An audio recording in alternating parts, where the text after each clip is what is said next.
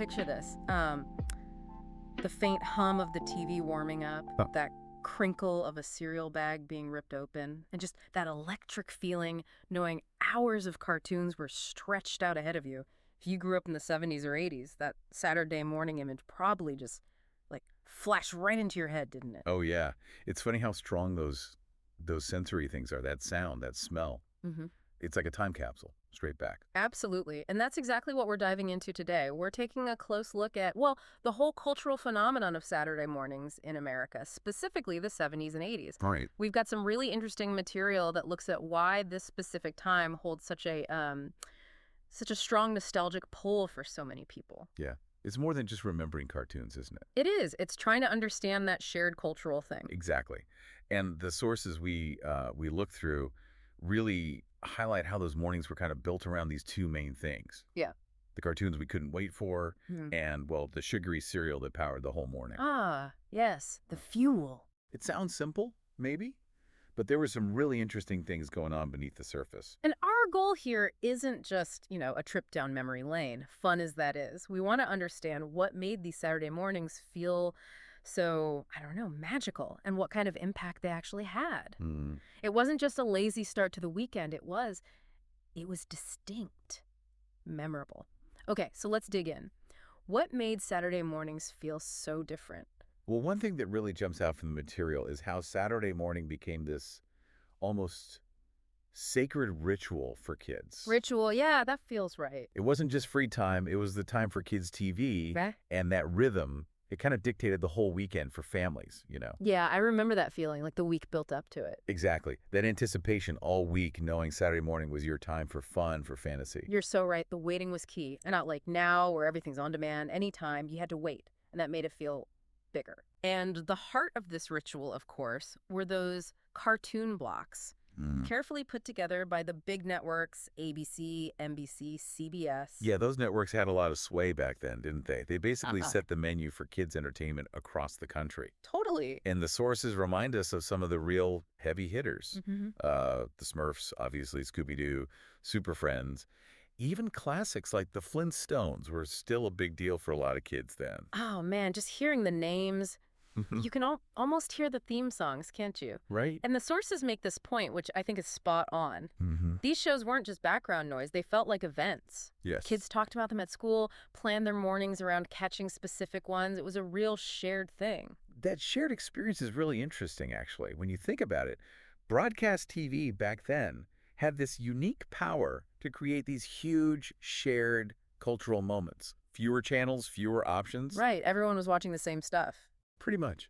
And through those cartoons, they were often maybe subtly weaving in little moral lessons or just introducing these really memorable, sometimes kind of weird characters that really fired up our imaginations and maybe even, helped shape our ideas about things in a small way. Yeah, I can see that. Like the teamwork in Scooby-Doo, or you'd get environmental stuff in the Smurfs sometimes, or just simple good versus evil in Super Friends. And the name Hanna-Barbera, it comes up again and again in the material, doesn't it? They were behind so many of these iconic shows. Oh, Hanna-Barbera was a powerhouse. Absolutely. Their style, their knack for creating characters that were just likable, instantly recognizable. Yeah. It really defined the whole look and feel of Saturday mornings for years. They just knew it worked for kids. They really did. And the whole thing didn't just end when the credits rolled, did it? Yeah. The sources talk about how these shows spilled out into, like, everything. Toys, lunchboxes. Oh, yeah, the merchandise. Stickers, all that stuff. It was a whole ecosystem around these cartoons. That's a good way to put it, an ecosystem. And what's interesting is how that merchandise sort of deepened the connection, Oh, so? Well, owning a Smurf figure or carrying a Scooby-Doo lunchbox. Yeah. It wasn't just about having a toy. It was like carrying a little piece of that Saturday morning magic with you all week. Ah, yeah. Made it feel more real, maybe. Exactly. It extended the whole experience beyond just those few hours in front of the TV. Okay, so the cartoons were massive, huge draw, but the sources also make it really clear they weren't the only major player in this whole Saturday morning thing. Let's talk about, what do they call it? The cereal wars. Apparently, the cereal aisle was a, quote, battleground of sugary delights. That's perfect, isn't it? And so true. The material really plays up the intense competition between the The big guys like Kellogg's and General Mills. Fighting for our attention? Totally. They were all fighting fiercely for the attention and, let's be honest, the nagging power of young kids watching those cartoons. And how'd they do it? Well, the sources point to the obvious stuff. Super colorful boxes, those unforgettable mascots. Right. Some almost as famous as the cartoon characters. Then the ultimate hook.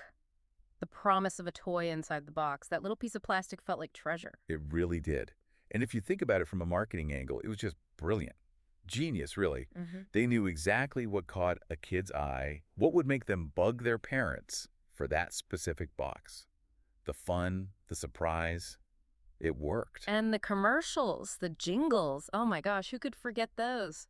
The sources called them almost mesmerizing, and they kind of were. They absolutely were. Oh, so catchy. They just made eating breakfast, especially these incredibly sweet cereals, feel like this amazing adventure. Yeah.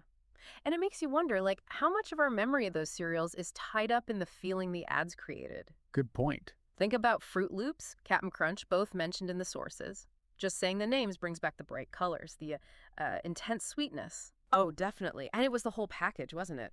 Pouring out the colorful, weirdly shaped cereal, plopping down right in front of the TV. Perfect cartoon fuel. Exactly. And that brings us right to another really key piece the sources highlight.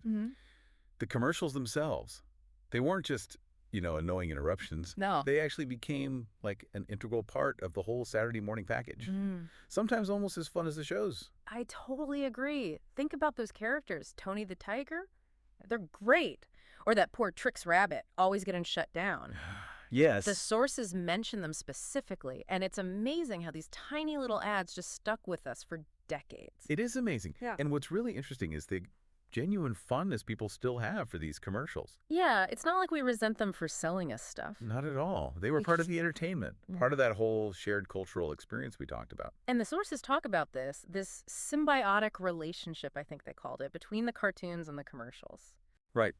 The cartoons pulled in the audience, the kids, and then the commercials introduced us to this whole world of wanting stuff, of consumerism, but all wrapped up like it was just fun and games. Very clever. Incredibly effective. It built brand awareness, even brand loyalty from a super young age. We started associating these products with the fun and excitement of our favorite shows, probably without even realizing it. So, okay, when we put all these pieces together, the sort of sacred ritual of it all, the awesome cartoons, the sugary cereal, the catchy ads, what's the big picture? What's the main takeaway here? I think the sources really nail it when they call 70s and 80s Saturday mornings a major cultural touchstone. Cultural touchstone, yeah. It was just so much more than just TV time. It arguably played a role in shaping a generation's values, maybe through the stories we watched.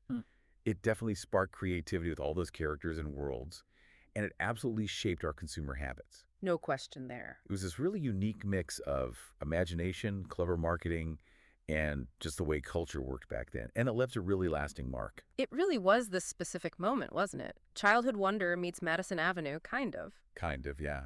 And speaking of interesting little connections, the sources share a great bit of trivia. Tony the Tiger, the Frosted Flakes voice? Yeah. Apparently he was originally voiced by a guy named Dallas McKennon, who also voiced Gumby. No way. Gumby. That's fantastic. Right. That's such a cool link. Just shows how interconnected that whole voice acting world was back then.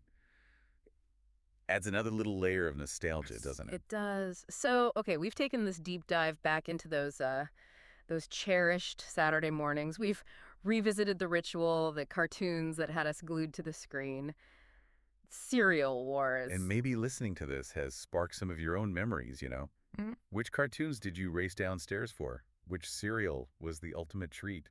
Maybe even a jingle that's now stuck in your head again. Sorry about that. It makes you think, though, how those simple things might have, in small ways, shaped who you are. That's a really good point. And maybe it leads to one last thought for everyone listening. In today's world, which is so different, right? Everything's on demand, fragmented. Very different. How could we maybe intentionally bring back some of what made those Saturday mornings feel special? That sense of anticipation, that shared feeling, even if it was just knowing millions of other kids were watching too. That pure imaginative escape. Yeah. Can we find ways to create a bit of that magic in our lives now, even without the specific cartoons or maybe quite so much sugar? Something to think about anyway.